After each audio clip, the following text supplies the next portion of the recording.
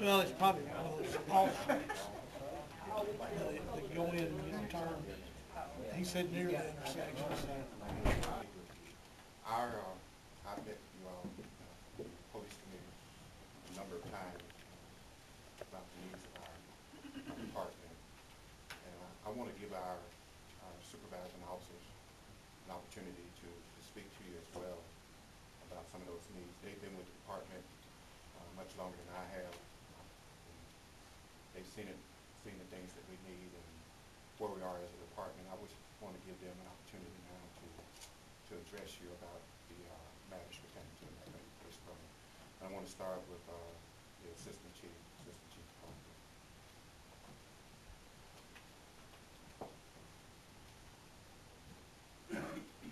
Good evening. Thank you for having me here to speak before you. One of the items I want to talk about is comp time and how officers inside the police department accumulate all their comp time. In the patrol division, officers are often subpoenaed for court, and when they go to court, during court, anywhere from 2 to 5 hours. Some officers may work from 6 p.m., that's at night, to 6 a.m. in the morning. And then they have to meet up here around 8 o'clock to speak with the city attorney, prepare for their cases. And then they have to be in court prior to 9 o'clock. And they may be in court up to 12 and 1 o'clock. And then that particular officer may have to return at 6 p.m. that afternoon. So therefore, he's already worked a 12-hour shift. He's been in court 2 to 3 hours, maybe longer, and he has to return that evening, complete another 12-hour shift. All right, the way it is, because of lack of manpower, that officer may have to continue to work that entire shift. If we had the right manpower, he would be relieved because he's been up too long. It's actually a liability to have him out there on the street, but because of lack of manpower, we don't have any choice but to work him. Officers may have to work over the shift from time to time involving arrest, accidents, burglaries, robberies, and other serious crimes. Once they complete that 12-hour shift, it may catch them an hour or two before shift change, and therefore they can work another 2, 3 hours. It just depends on what incident has come before us. And the biggest strain on the department is when officers are called in sick or they're on vacation. And you have to, if they call in sick, you may have to call another officer in to cover that shift because you won't have enough patrol officers to work the street.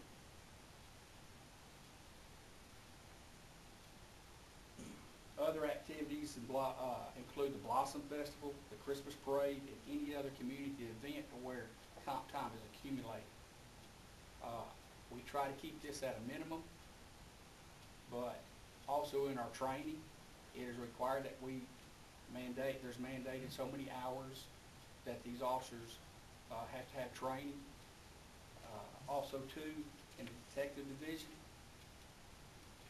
several different ways that they accumulate comp time is, for example, they're on call 7 days a week, which means the detectives are on call from 1 to 2 weeks per month. They are called out to investigate serious felony crimes that occur after normal working hours and on weekends. Detectives may be called out to investigate a robbery. They have to locate and interview numerous witnesses and suspects. Also process the crime scene.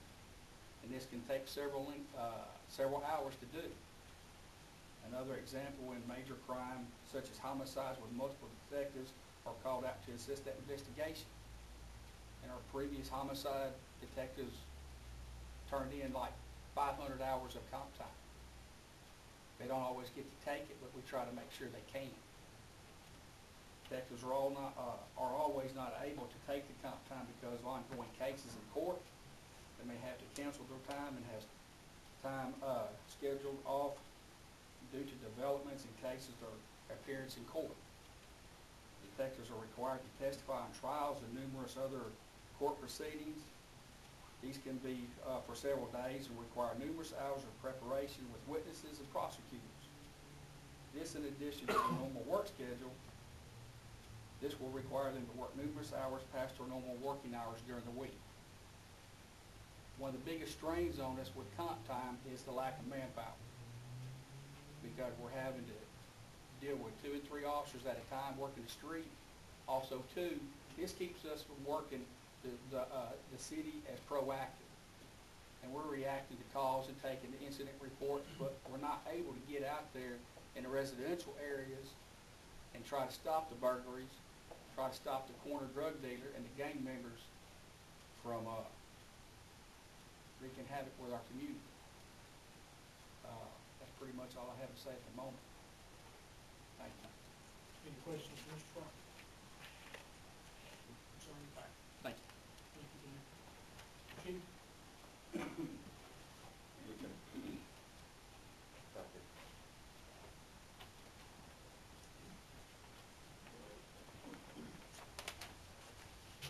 Bear with me a little bit, I'm not a real good speech maker. Most of you know me, but I am Lieutenant Todd Dew. I'm in charge of criminal investigation in this department this time.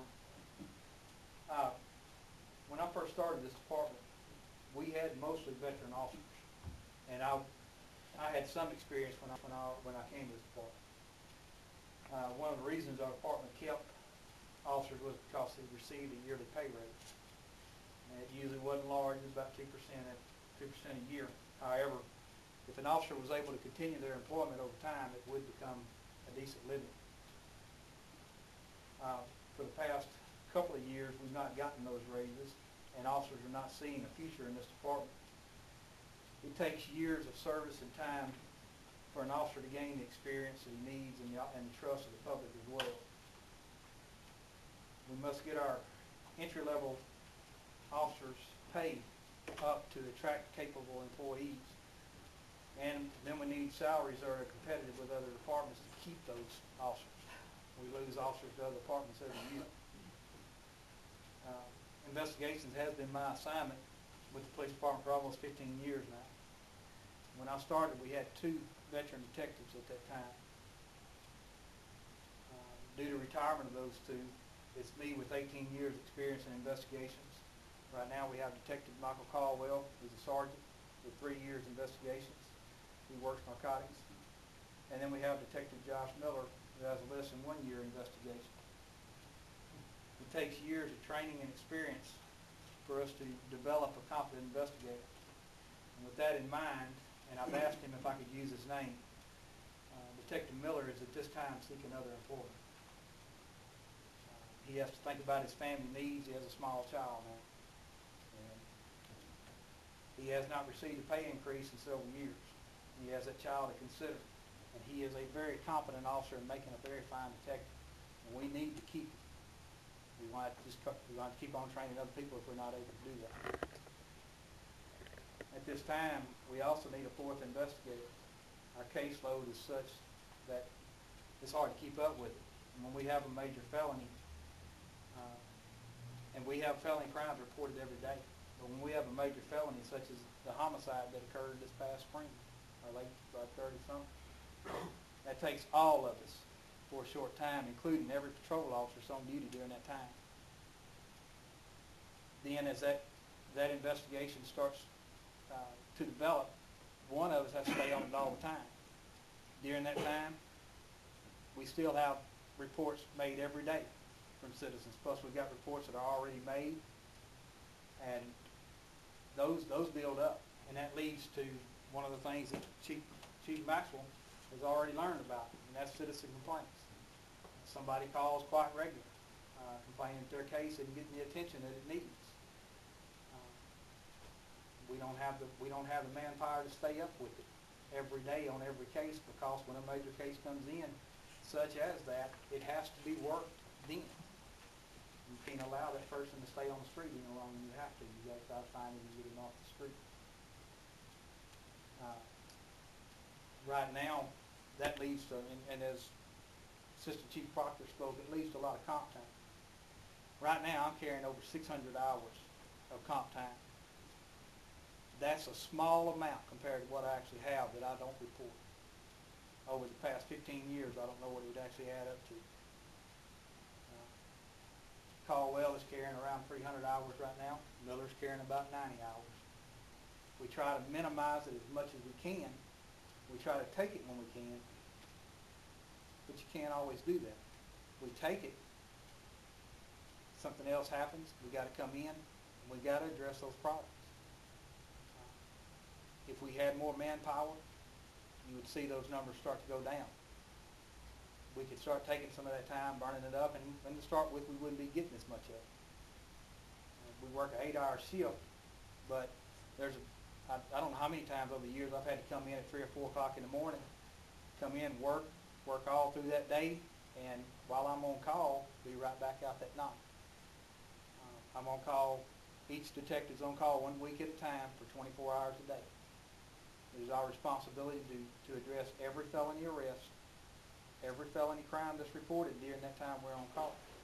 We also have the responsibility of answering the officers' questions when they have a question about some procedure or some event that's happened. So that means we're attached to a phone 24 hours a day. And even when we're not on regular call, that's the case, because if something, a major crime, and I'm addressing the homicides, if a major crime like that happens, we all got to go. Those crimes have to be addressed. I'm not complaining about anything, because this has been my home. This is where I wanted to work. I grew up in this county. Glad to be here. I've worked at this department without any complaint. I feel like I've been treated pretty good over the years, but we're losing good people. We get people trained, and as soon as we start getting them trained, they're looking for more money, and they need it. We got to do something to stop it. We got to do something to keep good officers and competent officers. I've probably got around 13 years left, and at this point in time, with the officers that we've hired over those years that I've already been here, we should have a lot more officers with a lot more time and experience than we've got. We need to keep our officers, keep our current officers, and we need to try to build our department back up with some experienced officers that can serve our citizens that they need. Thank you for your time. If you have any questions, I'll try to answer. Lieutenant Dew, I have a question, just your opinion. What do you think the base pay should be on Star Patrol and the police department? So, Lieutenant Sanders has done some research. I did not, I'm not trying to get ahead of him or address it. I've talked to other officers, as it was pointed out by Assistant Chief Proctor. We've been in several schools over the past several weeks, and there's a reason for that. Chief Maxwell's trying to get several of us that have experience and time in our department to start training in our department, along with other training he's getting in other schools. But during that time, I have talked to other officers. Most of the department pay is starting out around $30,000 as a start out officer. Some of them more than that, according to where you go to. But that's entry level pay. Anything else for Lieutenant Dew? Thank you, sir. Appreciate your concern. Lieutenant Cory Sanders.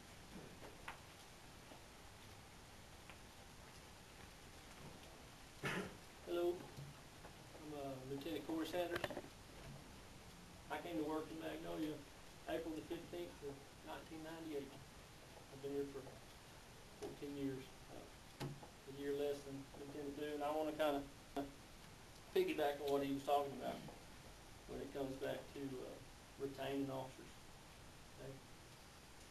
There are, right now, I know 3 officers that are in the process of leaving.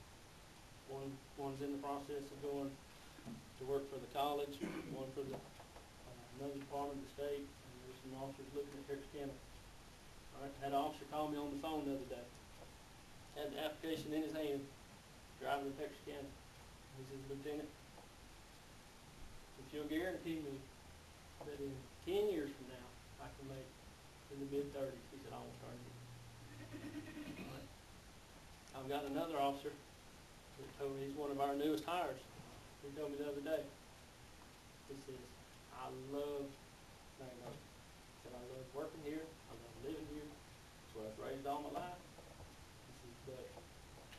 things don't change. He said, I'm fixing to get married, we're gonna have a family. He said, I'm not gonna stay. He said, I can't stay.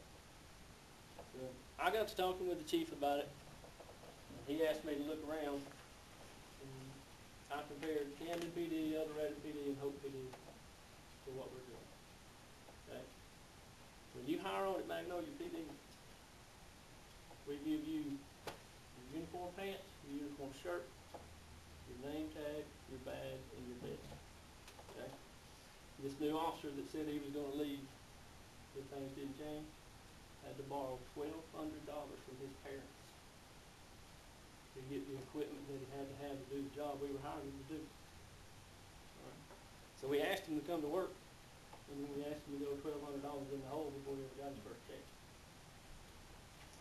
You go to work for Camden, you know, it's kind of like recruiting, okay?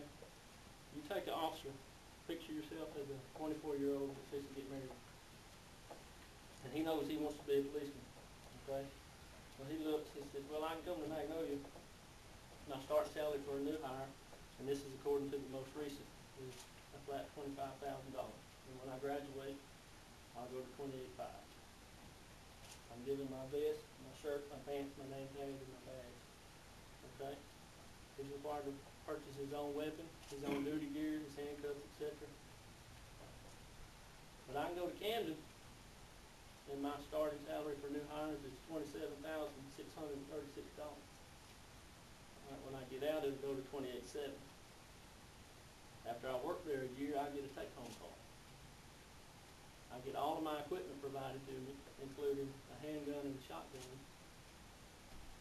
And I get the date that I'm hired, the city gives me a check for $700 to go buy whatever other equipment I need.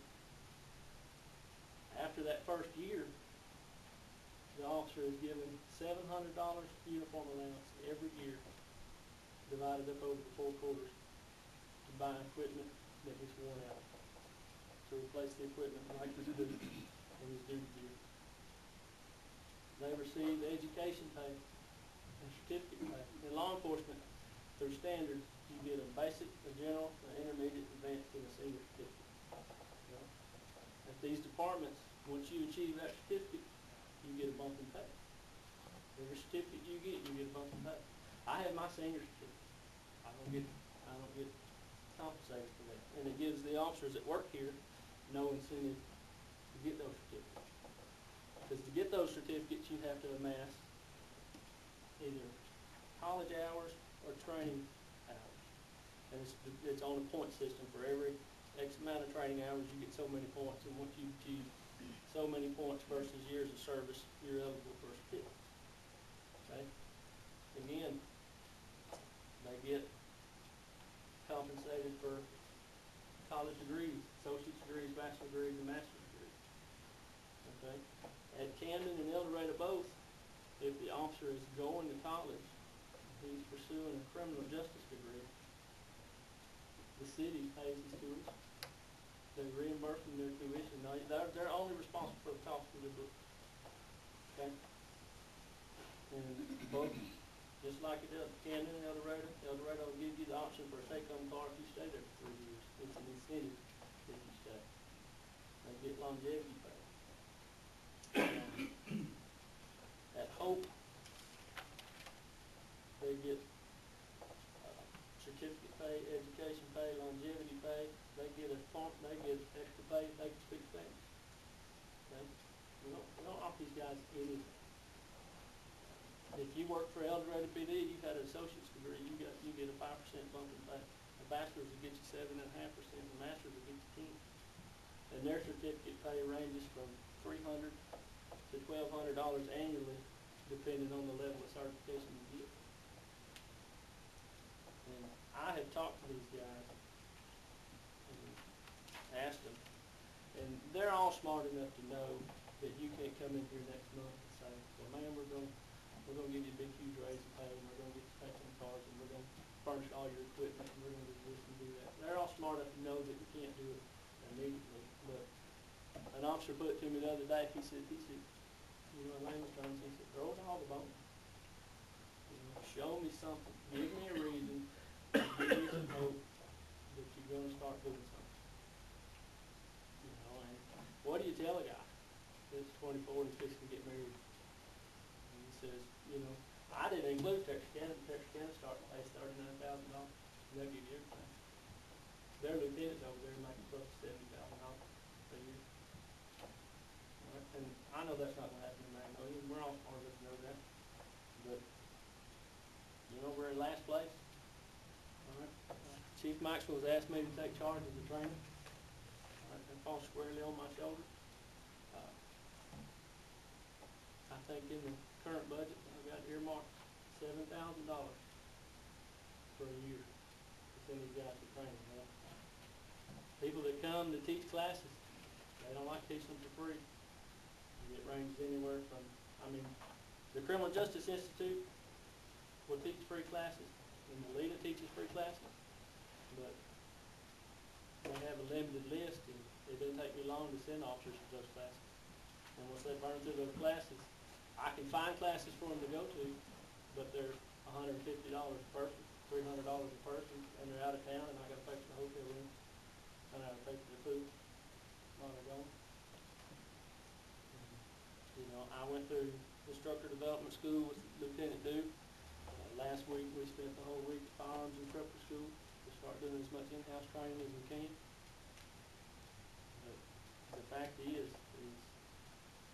you know, it's captain at the Camden V told me the other day, he said, you gotta look at it from a young man's perspective.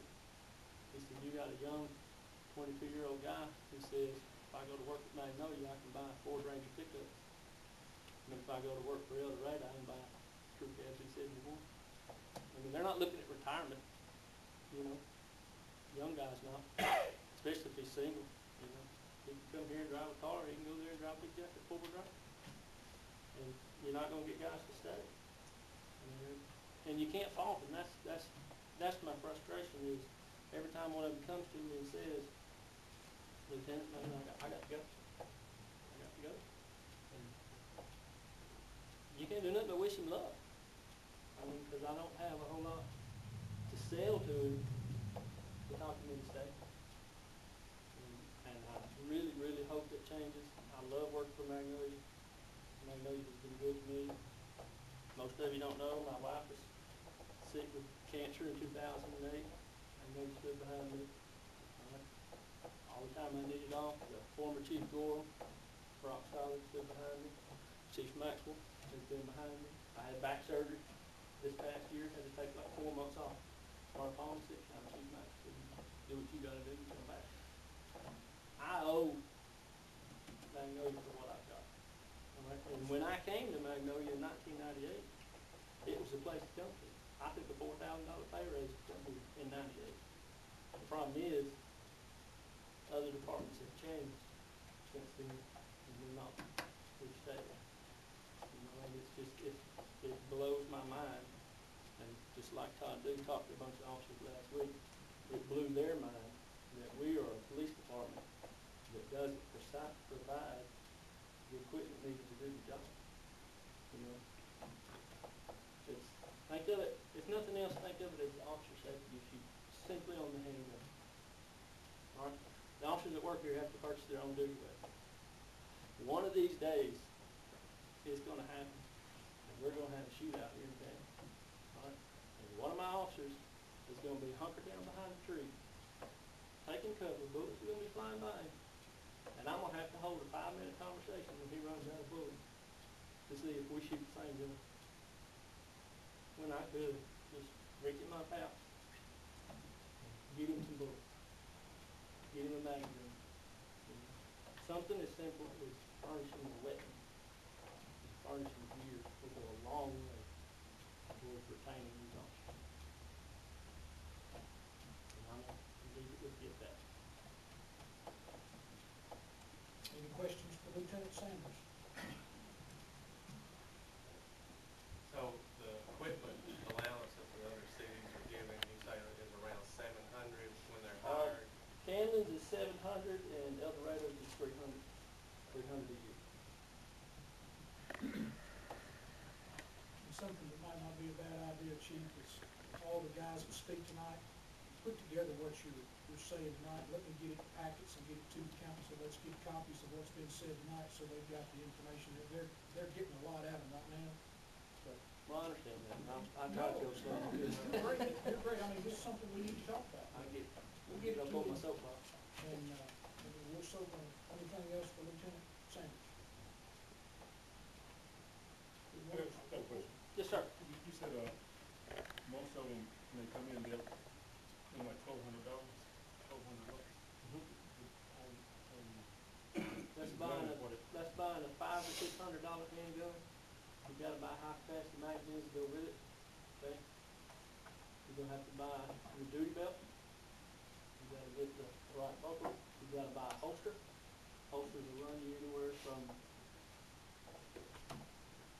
$100 to $150.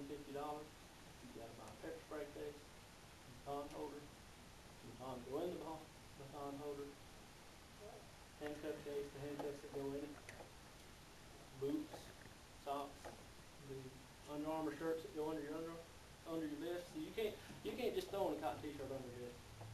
It's not gonna work because you're gonna sweat and it'll be raining then. There's belt keepers that go on your belt. Okay, you gotta have. There's so many little things that goes in your equipment that you got to have, and that it doesn't take long to add up to $1,200. I promise.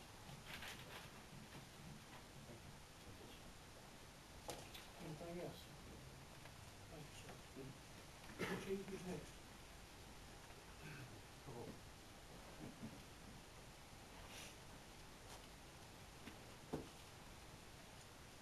Ladies and gentlemen, how y'all doing today? Good. Oh, yeah. Kind of different approach here. I'm kind of an old country boy, and, logic goes a long way to doing country things. Got a quick question for everybody on council. Who all drives a car with no insurance? Or who owns a house that don't have any insurance on your house? We all have those things. These things are important to us because if something happens, we can be reimbursed. That investment we've made, we get that money back, or at least a portion of it. Kind of what I want to talk about tonight is, for me, is equipment. I'm a line supervisor, recent line supervisor. I'm one of the last ones that was promoted. When I was on the street, a lot of folks think about officers when they get up in the morning and they start getting ready for work and they're putting on the masks and the gun and all that stuff that, one of the biggest things we're about is we're going to get shot today when we get to work. And we all think about that. That's a very real danger. One of the biggest things that guys that work with me and I train and I've come up through the ranks with, and my supervisors have told me, is the lawsuit. Every day, every time we make contact with any citizen on the street for any reason, we run the risk of violating federal law, state, local, and even our own policy and procedure record. So every time we deal with someone, we open ourselves up to litigation, a lawsuit. And if we messed up as officers, it's on us. And one of the great things that Chief Maxwell has done is he's made Lieutenant Sanders the training supervisor. And that in and of itself helps us reduce litigation. But one of the big problems I've got right now as a line supervisor is I've got 4 patrol units and a supervisor's unit, and every one of those vehicles doesn't have a video camera in it that works at this time. And what would happen in a situation like this is if we're in a hurry to get to a shots fired call, and we turn our blue lights and siren on, and we're trying to get there in a hurry, there's people getting shot, and somebody pulls out in front of us, and we hit them. We have no video that proves that we were doing the right thing. And unlike court that we normally go to, which is criminal court, we have to prove beyond a shadow of doubt that that person's guilty. Our job is to prove guilt or exonerate a person that we believe may be guilty. But it has to be either or. When an officer goes to court in a lawsuit, it's the preponderance of the evidence. That's a 51%. You have to prove beyond 100% that that person's guilty. 51% says they were wrong. The award cash award. So what most cities will do is, instead of going to court and paying the attorney fees and having to fight through, we say, well, we don't want to go and invest all that money in attorneys, and it's still possible to pay that cash award also, so we're going to settle out of court. And most of those run between $30,000 and $50,000 a year, that's where they go. So if you had 2 of those a year that you settle out of court, you're looking at $100,000 just to say, we may have been in the wrong, so let's go ahead and pay this. You know, I'm not exactly sure how much the cameras are. I'm sure the chief and them do. Like I said, I'm a line supervisor, so I'm outside the budget. But as a line supervisor and an officer I'm on scene at anything major that happens on my shift, I'm responsible for 4 guys and myself 3 guys and myself on the patrol shift. And so I'm on scene every time. And when I get there, I try to do everything absolutely right, but there's no video proof that I did. Like I said, those cameras on those cars are paramount. We don't have one that works at this time. The other thing I was talking to Chief Maxwell about earlier today, I don't have anything in my patrol car that helps anyone. I got cameras, and I've got guns, and I've got scene tape, I've got gloves to protect myself, I got road cones, I got a vest that makes me stand out more visibly at night. But almost every major, when I say major, it's every town our size has AEDs, automatic heart defibrillator. So if you're at a ball game, or if you're at a scene where somebody has a heart attack, you can pull it out, put it on, very little liability because it's automatic. And we don't even have those that could help someone. You know, that's our protect and serve thing. We do pretty good protecting. I don't think we always do a great job on serving sometimes. But we don't have the equipment to do it with. The other thing that most of these guys have talked about is retention. That's a litigation issue also. I've been doing this job for 10 years, and there's some folks out there tell you I'm rough as a cow. I hardly ever get a complaint nowadays. I've been here 10 years. When I put up on a scene, normally someone knows me and speaks my name and comes to me. That's the way, when I was a kid, we had Floyd, Cook, and all that group of guys that had been here for years and years and years. And when something happened, everybody had their own favorite officer they went to, and you went and you talked to him, you know, and you were very open. This is what happened. This is, with our officers that we have now, we've got guys that have been here for a year, 2, 3. I think the gap between me as a supervisor and the next guy under me that could be a supervisor is 5 years. There's a 5-year gap. When I come here, and I kind of like Sergeant Sanders and Sergeant Dew said, there was 32 people sat in this room and took a test, hoping to get this job. And then from there, we went and did a PT test. When we finished that, we come back for interviews. And each time we dwindled down to the officers that got hired. And I was lucky enough to get hired at that time. Now, when we hire in, who can pass the background check, who's healthy enough to fill a hole, and we put them on the street, and we can't keep them. In turn, the public out here that we deal with, they don't know these faces, and it takes years to quit being a badge and a uniform and being a person that these people can come to and tell things to. We solve very little crime off physical evidence. The citizens of Magnolia solve our crime. And the only way we can get those people to talk to us is to be here for years and years and let them know that, you know, we're here to help and protect. We're not here to swing a lot of tickets, and we're not here to arrest everybody. You know, we're trying to make this place a safer, better place for everyone. Litigation issues, which I was up here to talk about. I can go on the street, and I deal with a person now a lot different than I did 10 years ago when I first got into this. All rookies come out of the academy with their hair on fire, want to stop cars, arrest people, and serve warrants. And, you know, as the years go by, you start knowing that, well, James over there has got a sick wife. She's had cancer. She's dying. He's working 2 jobs. And you catch him doing 15 over on the street, which is a good ticket. You go up to the car and you realize it's James, and he's like, Mr. Rasberry, I'm late. You know, I can't afford to lose this job.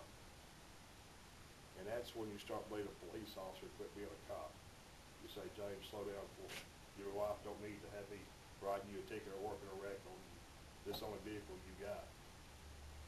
Takes years to get to know these people and know when to take law enforcement action. And I love this saying, I heard it a long time ago from a guy, he said, justice is blind, but it's not heartless. You know, I want us to get guys in here, keep guys, or retain them here that have that mentality. You know, the guy that's been here 10 or 15 years, that's the guy that knows the people out here on the street. They get information from people. They solve crime, get very few complaints. And I don't know if y'all ever had to make decisions under high stress situations, but the ones that we make that quick. And if it's the wrong one, we're in El Dorado and film court looking at a lawsuit. You know, I think we probably have more chance of litigation for the whole city than any department that works here. The road department, water department, all our other departments. Because on a daily basis, every time we make contact with someone, we open ourselves up to that litigation. We need the equipment to do the job, and we want to do it. I don't ever want to do anything for a living. On the bottom of my application that I turned in 10 years ago, it said, why do you want to come to work here? And I said, I'm looking for a place to retire. This is all I want to do. I left a job that was paid obscene amounts of money to come do this. You know, I just want the opportunity to do it right, do it safe. And do it with some guys that I've worked with for 10 years. I hate to say it, but there's probably 15 guys that have been through here since I've been here. I look consideration for equipment that we can work with, you know, and hold these guys and be able to do this job. You know. Like I said, I'm a line supervisor. I talk very plain.